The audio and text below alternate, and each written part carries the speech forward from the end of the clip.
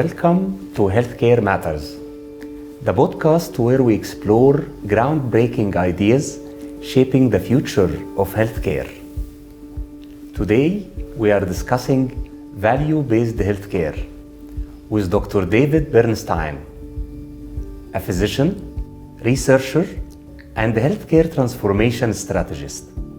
Dr. Bernstein is passionate about creating more sustainable healthcare systems that focus on the doctor-patient relationship. David, it's a great pleasure to have you here today with us in Sofia and at Healthcare Matters as well. Let me start by asking you, how are you today? I'm doing very well, and it's truly a pleasure to be with you, Hisham, and to be part of this discussion today about how we all can move healthcare forward for the betterment of our patients. Thank you. It's amazing having you here. And let me start by asking you, because I've noticed that you have had an inspiring and impressive career. So what drew you to value-based healthcare, and how your background, including your time at Harvard, have shaped your approach, your perspective? Yeah, thank you for that very good question. One of the things that's been core to everything that I've thought about or done over my career is, how do I leave a lasting positive impact? How do I think about what the future holds long after I'm gone? And when I was growing up, my dad's a physician, my mom is a nurse, and all the conversations around the dining room table at dinner really focused around not the amazing ability to care for patients, not the fantastic colleagues, but the system. Why did the system not put patients and physicians and nurses at the center of it? And so I found that pretty puzzling, because healthcare is the biggest industry, if you will, in the world. Someone pays someone else for a service, whether it's a government, whether it's a third-party payer, whether it's an employer. But for whatever reason, the incentives didn't seem aligned. It didn't seem focused on the outcomes that matter to patients and rewarding people in healthcare for delivering those outcomes that matter. And so I got really interested in this early on, because I just felt that there was a disconnect between what the world wanted and what was being delivered to patients. And so as I kind of went through my educational journey, I sought out opportunities in order to learn more about this.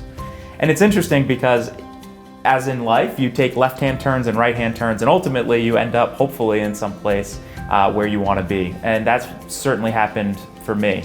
A lot of great mentors on the way are driving my interests and ideas. And so I ended up living abroad in Luxembourg, of all places, after graduating on a Fulbright grant, and met some incredible people, a lot of forward-thinking people. And I got to experience what a single payer healthcare system was like. And it was interesting, because during those discussions, a lot of the time in the United States, we talked about, well, it's the United States that there's a problem. It's not a global problem. If only we had something like a single payer. And I didn't really buy that, but I didn't really know what to think. And when I went abroad, a lot of people both across Europe came to me and said, well, what about fixing our healthcare system? I said, what do you mean? Because in the US, the prevailing wisdom was, well, if only we had a single payer. And they said, well, we still get paid for doing more. People are inefficient. There's a lot of bureaucracy. Couldn't we do better too? And I strongly believe that, and I strongly believe that's still true in the US and worldwide. And so after living in Luxembourg, I enrolled in a dual MD, MBA degree, which is a bit unusual, but it's becoming more common, and really tried to marry my business interests with my medical interest in order to try to solve this puzzle, solve this complexities of healthcare that we haven't been able to solve to date. Because to me, a lot of it is language-based. Finance talks in one language, healthcare professionals talk in another, and they often have conflict, not because they don't want to solve the problem, but because they don't understand each other, which I think is it's a global phenomenon both in and out of healthcare. And so I went on this journey, and during that time, I read a book by Michael Porter, and I read an article in the New England Journal of Medicine called What is Value in Care? And to me, it just made sense. It was, how do we align incentives so that the patient is the goal of all that we do? How do we reward people for delivering that care? And so ultimately, that's what inspired me to get involved in value-based healthcare and trying to align incentives for the betterment of patients. And that journey led me to, fortunately, incredible opportunities at Harvard Business School and Mass General Brigham and Harvard Medical School. And I've continued that work through remarkable mentorship, which I, again, want to stress is incredibly important. And I'm fortunate to have great mentors, which is why I'm here with you today. Great. Thanks so much for sharing this inspiring journey. By the way, I'm also have to, I come from a parents who used to be pharmacists. Okay. This is one reason I decided to be a pharmacist as well. Fantastic. So great to see this family impact on your journey, but then having this vision and really the desire to have a legacy as you described and impact and trying to answer difficult questions through those different perspectives and different point of views from different stakeholders. And you mentioned in your reflection the part about the problem. This is part of the problem and the challenge. And that will take me to my next question. So from your view, David, what are some of the biggest challenges facing healthcare delivery? And how can concepts like value-based healthcare address them, and especially in Europe? I've heard that you have also experience in Europe. So if you share some reflections also on that. Yeah, yes, it's again a very important and key question. Historically, we have focused on you do more, you get paid more. And in today's world, we see that healthcare expenditures worldwide, regardless of how the system is designed, is growing and growing and growing. At the same time, we don't know what we're getting for that money. And so the population is aging globally, and we're spending more money, and we don't know what we get for that money, and that's just a recipe for disaster. On top of that, if you look at how GDP is growing and real wages are growing, the amount and the growth in healthcare expenditures is outpacing that. Exactly. So it's just financially not sustainable. And so we need to rethink and refocus on how do we redesign a system to better align incentives. And to me, that's value-based healthcare. And at a 30,000-foot view, it is how do we pay and how do we incentivize the health system as a whole, not just physicians, not just pharmaceutical companies, not just nurses, not just therapists. How do we redesign the whole healthcare system to pay for outcomes that matter to patients? And I'll give an example in orthopedics that I think highlights where we should and can go. In orthopedic surgery, if you are going to get a knee replacement for osteoarthritis, you typically get that because you want increased function, decreased pain, and better quality of life. And that's ultimately your goal. You want to work, go back to work and work full time and have a very fantastic time at your job with your colleagues. You want to work, you want to play basketball maybe. You want to hang out with your grandchild. That's what you really want. Yet in today's world, in this situation, we measure things like mortality or readmissions to the hospital. And while they're important, it doesn't really capture what matters to you, the patient. And so it's a pretty low bar if you say, I'm going to get this elective procedure, like a total knee replacement, please don't kill me. That's a very low bar and not a reason people get that surgery. And so to me, this is how we need to reframe and rethink how we deliver care. And there are challenges, as you asked in your question, around what are the physician's role? What can government do? What can the private industry and employers do? I think we all have the ability and the need to drive a lot of this forward so that we align our incentives to deliver care that improves the health of our populations. Very good. I will expand more on this point because definitely value-based healthcare emphasize patient outcomes. Right. So from your perspective, what recommendation you can have specifically for healthcare providers and what strategies they should adopt to really measure and prioritize what matters to the patients? Right. So there are a number of different outcomes that are important, and I think that's important to recognize because sometimes when we talk about what should we measure, people try to hang their hat on one thing. Well, I'm going to only measure this, and then people come back and say, well, what about these other elements? So as I touched upon, I think mortality and complications are important, but I think the real driver here, the real change we need is to routinely measure patient-reported outcome measures. These are questionnaires or surveys that can measure the symptoms that matter to you, whether that's pain, function, quality of life, well-being, depressive symptoms, and the like. And these are not just questionnaires, and I think that's really important. They are by design, but they're validated surveys. There's a science by psychometricians, some of the best in the world that I know in the Netherlands and the United States have developed these instruments in a very robust way, so that instead of me coming into you and saying, how are you doing? And you say good, and your good and my good may be different. I have a number, I have a way to place how you're actually feeling, and then we can have a discussion about it. So I do think that patient-reported outcome measures, patient-reported experience measures, validated instruments to measure these concepts should be routine and routinely collected, but routinely used too. And I think that's one of the problems, because historically patients and physicians and health systems have viewed this as a research tool or a tool for population overview for policymakers. But I can use those insights and I can engage with you as a patient and say, patients like you follow this trajectory. Let's work together to make sure you're on that trajectory. And if you deviate, let's solve that problem together. And I think that's the next frontier of measuring the outcomes that matter to patients. So indeed, patient outcomes are very important. Last couple of days I was speaking to a friend. She's a breast cancer patient. And I was asking her, how are you? How do you feel? What is important to you? And I was really surprised, exactly as you mentioned. She said, the most important, I want to keep my hair. It's very important. I don't want to look like you, Hisham, with short hair, for example. Or I want to make sure I can move my right arm, so I can take care of my kids. Right. No pain here after radiotherapy or surgery. Exactly as you said, those outcomes are very important, and we need to prioritize them, measure them, make sure the system is really rewarding this, because it's important to patients. Absolutely, absolutely. And I think that's really where we need to go. And what I say all the time is that these instruments and these tools are the vital signs that matter. It's not that the vital signs we measure today of heart rate and blood pressure and pulse related to heart rate, for example, aren't important. It's just that that's the 30,000 foot view.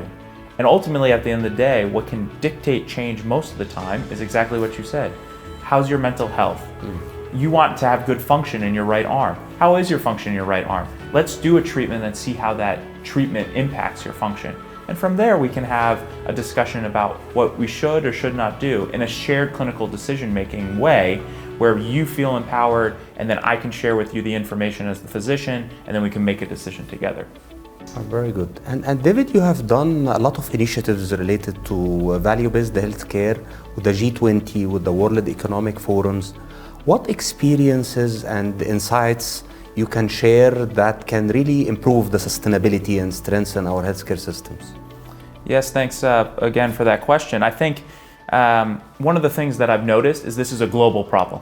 Again, going back to one of the things I said earlier, where I grew up in a country where it was thought that the US has a problem. This is really a healthcare problem globally. And so some of the things that I've noted in my discussions with individuals is that we all want the same thing.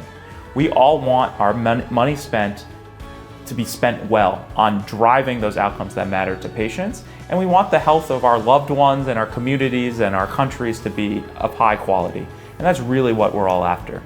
From a G20 perspective, I really focused on what is the intersection of other challenges in the world, such as climate change, and really focus on how do we make actual tangible improvements and practical implementation of solutions. Because a lot of times that's what's lacking in some of these reports, in my opinion. And so that was ultimately the goal of that G20 work. And at the same time, it's also to say we can learn things internationally and nationally, but maybe we get those resources as local as possible to drive what really matters to a local community in a way that's more sustainable versus someone in another area who has good intentions trying to dictate how to implement something to make a change that may or may not actually have the intended consequence on the ground. And so that was that primary work in the G20. And with the World Economic Forum, I had the great pleasure of reviewing and contributing to some of the work around how do we better design payments? How do we align how we get reimbursed with what we want as a healthier society? And so ultimately, the biggest takeaway again is that this is a global problem, but it's a problem that I think we're all starting to recognize and that we're all trying to make progress to, and I'm confident that we're going to continue in the right direction. So common global themes that need really global strategy, but a lot of localization and tailoring on the local level. Agreed. Very good. I think it's important. Very important indeed. Yeah, David, indeed. And would you like to ask me any questions, David? Absolutely. I think this is my first time in Bulgaria, Okay. and I'd love to hear your thoughts on what it takes from a leadership perspective to drive the changes that we've discussed, both in Bulgaria and maybe more broadly across Europe. It's a great honor and pleasure having you here. And from my perspective, I believe that in Bulgaria, value-based healthcare can drive a lot of value in terms of improving patient outcomes, but at the same time, efficiency of the system. You spoke a lot of very expensive healthcare system, at the same time not very efficient. So value-based healthcare can really drive and play a major role in Bulgaria. I believe that the crucial part will be about leadership. And if I share three reflections, the first reflection is leadership is needed to define the vision and the ultimate goal when we speak about really creating value for patients. And things like the things you mentioned, measuring outcomes and the outcomes that matters to the patients. So this is very important, really define the vision and make sure that you have the right structure, process and culture. The second reflection is about communication and engagement. Yeah. As you said in your first reflection, healthcare challenges are so complex and there are diverse perspectives. So you need everyone around the table. You need the policymakers, the providers, the payers, patient organizations, you need the industry. So I think it's very, very important to get those stakeholders around the table, but at the same time engage them and even inspire them. And the last reflection, that technology is an important enabler here in Bulgaria. We have a very good potential in the technology sector and very good link with the healthcare. We have something, for example, called the Digital Health and Innovation Cluster. It's kind of non-profit organization working as consortium of advocates and believer in the power of technology that can help healthcare. So in a nutshell, those are the three things. Leadership really needed to drive vision, clear vision for the way forward. Collaboration brings stakeholders together, but really use the technology as an enabler so we can exchange data, we can measure outcomes and so on. But this is in a nutshell my reflection, and I think leadership is very, very important. It's exciting because I think there's a lot of opportunity here and in the broader region throughout the Balkans and frankly across Europe and the world. And so I tend to agree with you. I think leadership is critical for those steps to make this a true progress to impact our citizens and our countries. Excellent. And that will take me to my last question today. And let's close, David, by speaking about the future. Okay. So my question to you, how do you envision value-based care evolving here in landscape like Europe, for example, and especially with topics like policy and technology? How this will evolve in the coming decade? Absolutely. So I think one of the most important things is that these go hand in hand and they work together. We can't stifle innovation, so we can't have policies that do that, but we also can't have policies that keep us in our old system of fee-for-service around the more you do, the more you get paid. And so we need to work hand in hand with both industry and governments and physicians and nurses and patient organizations, as you suggested, in order to make sure we're all on the same page together. And so to me, in the future, we need to make sure that while we continue to innovate, we invest in innovations that actually make a difference to patients. Because we can innovate and create technologies that are very expensive, but if it doesn't deliver the outcomes that matter to patients, I don't think it should be a focus. At the same time, we need to be willing to actually pay for what makes things better for patients. And so there's this push and pull and tug, and we need to, at the end of the day, realize that we are willing to spend the money if it leads to better outcomes. And we're willing to spend less if it leads to better outcomes. We're not in this to make money. We're in this to really drive better outcomes for patients. And whether that is also financially involved or not, that's really our ultimate goal. And so I think policymakers and governments and the like need to really incentivize people to drive towards that goal. That should be the ultimate goal. The North Star of healthcare is the patient and ensuring the outcomes that matter to them. The second point that I think is really important to touch upon is that it's not going to happen tomorrow. And I think it really overwhelms people, both physicians, patients, governments, international organizations, when they expect that this is going to be solved tomorrow, and that it isn't. And so instead of moving a little bit, we have continued discussions and inefficiencies and say, it's just not possible. Take a step forward today. Implement one patient-reported outcome measure. Make it routine. Use it in the clinic. Tomorrow, let's talk about how do we design one payment model for one condition. Let's see how it goes, and be willing to adapt in a really quick and tangible and agile way. Because once we start seeing more and more success stories that are already coming out around the globe, people will continue to be inspired, and then ultimately, across the world, we're going to have health systems that reward physicians and the healthcare hospitals and health systems broadly for delivering those outcomes that matter to patients. And when that happens, we're going to reverse the issues of continuing to spend more without a good return on investment, because we'll know what we're getting for our money and we'll be able to change issues that come up in a more efficient manner. So baby steps to create this global moves to inspire more and more advocates so they can focus on what really matters to the patients. And it can be done. It can be done. If I hear one more time it can't be done, I think that's not true. Poor leadership, I think it can be done and should be done, and it will be done. Very much aligned, and I like how you are really share this optimism and determination and resilience.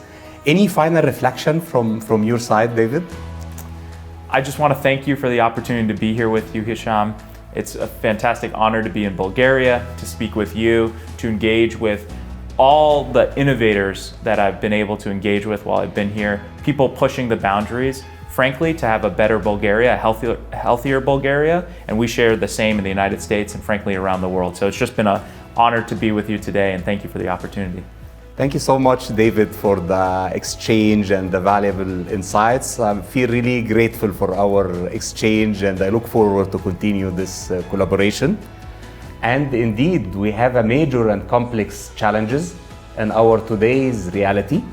Concepts like value-based healthcare can help us to really address many of those challenges. We need to have a clear vision where we put our patients at the center, and we focus on patients' outcomes. We focus on measuring and rewarding what really matters to our patients. It takes a lot of collaboration and leadership. We can start by baby steps, and then we will create a global movement where a lot of advocates will join us. And I will repeat after David, it can be done, it can be done, it can be done, because healthcare matters.